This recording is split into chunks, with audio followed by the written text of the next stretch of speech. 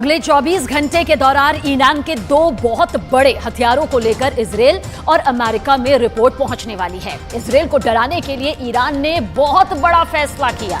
Iran ने दरअसल दो बहुत ही खतरनाक खौफनाक वेपन सिस्टम को अब तक छुपा कर रखा हुआ था, लेकिन अचानक उन्हें सामने लाकर ईरान ने अपना इरादा साफ कर दिया।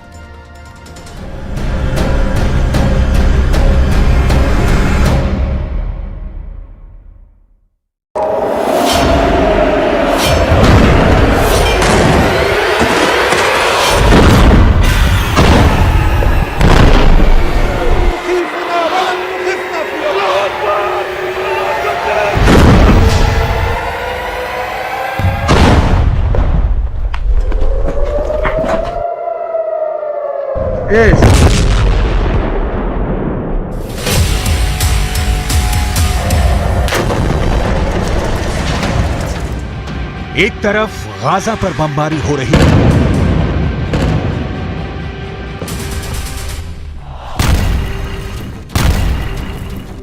दूसरी तरफ ईरान के सुप्रीम लीडर अली खामनेई के दौरे ने इजरायल को खौफ से भर दिया है। एक तरफ इजरायल पर बम गिर रहा है, दूसरी तरफ ईरान से आई इन तस्वीरों ने नेतन्याहू की सेना का दिल बैठा दिया है।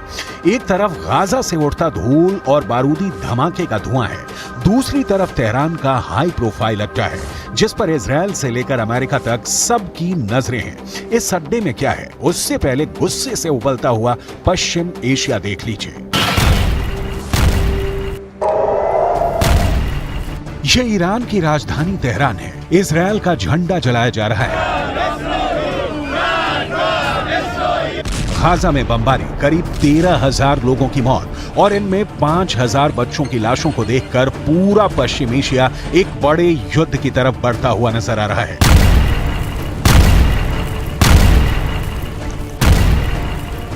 ईरान पर पब्लिक का दबाव बहुत ज्यादा है। तेहरान में रोज प्रदर्शन हो रहे हैं। यही वजह है कि ईरान के सुप्रीम लीडर अली खामनेई को उस अड्डे पर जाना पड़ा जहां ईरान के सबसे खतरनाक हथियार रखे गए हैं।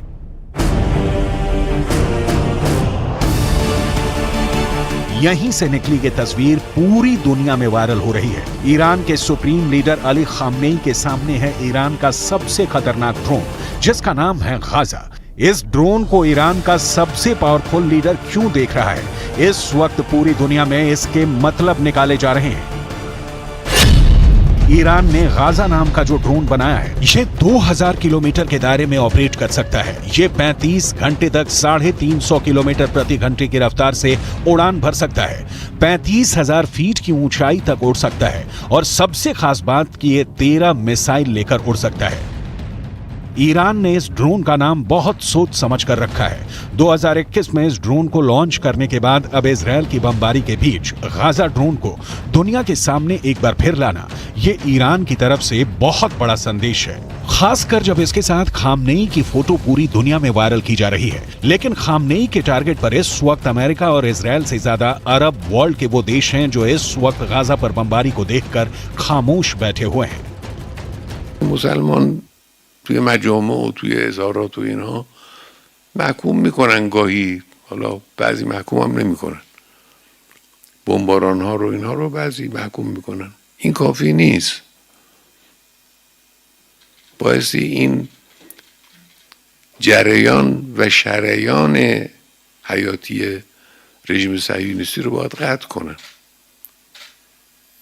بایستی نگذارن که نفت و انرژی و چه و کالا و امثال اینا نباید بگذارن وارد رژیم صهیونیستی بشه. روابط سیاسیشون رو لااقل برای مدت محدود. जाहिर है ईरान की शिकायत इस वक्त सऊदी अरब से है और साथ में उन सभी इस्लामिक देशों से जो रियाद में इकट्ठा होकर भी इजरायल को घेरने में नाकाम रहे। तब से अब तक गाजा में कई और हजार लोगों की मौत हो चुकी है। खामनेई ने जो कहा उसे आम भाषा में टोपी ट्रांसफर कहा जाता है। वैसे सच ये भी है कि इजरायल की सेना लगातार गाजा में ऑपरेशन कर रही है। उसे रोकने के लिए इस्लामिक देशों की बैठक का नतीजा 0 यानी 0 निकला है। لابد أن ننتقل إلى وقف إطلاق النار فورا، لابد أن تدخل المواد الإغاثية والمساعدات فورا، لابد أن نتجنب مزيد من القتل والإيذاء للمدنيين، ورأينا أعداد مهولة من المدنيين تسقط حتى الآن، وما زالنا أمام تطورات خطيرة وأزمة إنسانية بل كارثة إنسانية خارقة تستوجب تحرك دولي فاعل للتعامل معها इस बीच इजरायल और अमेरिका को बड़ी चुनौती 4H से मिल रही है। ये चारों H इजरायल और अमेरिका के लिए बहुत बड़ा खतरा बन चुके हैं। इन चारों H के बारे में बहुत गौर से समझिएगा, क्योंकि इन चारों H को ईरान का पूरा समर्थन है। H से हमास, H से हिजबुल्लाह यानी लेबनान का मिलिशिया, H से इराक का मिलिशिया हश्द अल शाबी, H से हूथी यानी यमन का विद्रोही गुट। इस वक्त लेबनान और इजरायल के बॉर्डर पर ऐसा युद्ध चल रहा है कि गाजा में हो रहे हमले छोटे लगेंगे। ये इजरायल के कब्जे वाले इलाके में उसकी सेना के अड्डे की हालत है। यहां पर हिजबुल्लाह ने अपनी बुरकान मिसाइल से हमला किया। रिपोर्ट है कि हिजबुल्लाह ने इजरायल के ठिकानों पर 4 बुरकान मिसाइलें दागी और उसके बाद यहां की हालत देखिए।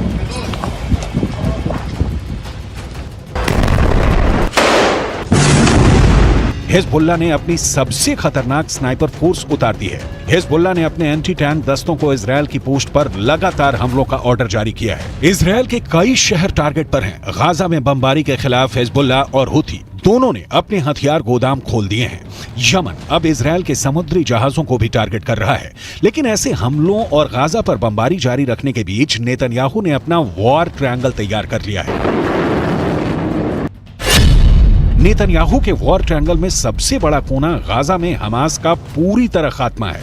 नेतन्याहू के वॉर ट्रायंगल में दूसरा बड़ा कोना लेबनान में हिजबुल्लाह का अंत है, जबकि नेतन्याहू के वॉर ट्रायंगल का तीसरा सबसे खतरनाक कोना है सीरिया, जहां से इराक का मिलिशिया हश्द अल शाबी इजरायल के बॉर्डर तक पहुंच सकता है।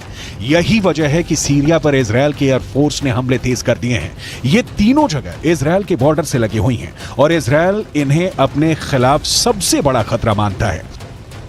इस वक्त पश्चिम एशिया में जो भी हो रहा है वो 2 कैंपों के बीच चल रहा है। एक तरफ है इजरायल और अमेरिका और दूसरी तरफ है ईरान और उसके साथ ही मिलिशिया। जहान در برابر آمریکا متحد است. نفرت از آمریکا سراسر افکار عمومی عالم را فرا گرفته است. آمریکا امروز بیش از هر زمان دیگری در جهان منزوی است. این یک شکست سیاسی برای آمریکا. इजरायल के जवाबी हमलों को देखकर कोई भी नहीं कहेगा कि इजरायल अब पीछे हटेगा।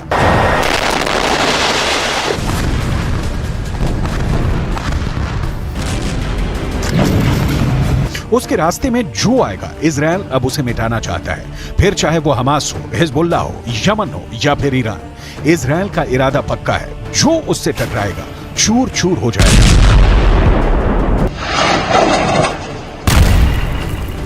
इसमें कोई शक नहीं कि ईरान में इजरायल को लेकर इस वक्त बहुत गुस्सा है। ईरान के जनरल अब तक इजरायल की बमबारी को लेकर बहुत आक्रामक भाषण देते आए हैं, लेकिन इजरायल को डरा नहीं पाए। غرب آمریکا و انگلیس و آلمان و فرانسه مشخصاً و بعضی دولت‌های منافق در کنار آنان، اینها یک شکست اخلاقی عظیم را در جهان تجربه کردند، اما آنها باید بدانند هیچ یک از این اقدامات مانعی نیست، عاملی نیست برای نجات صهیونیست‌ها.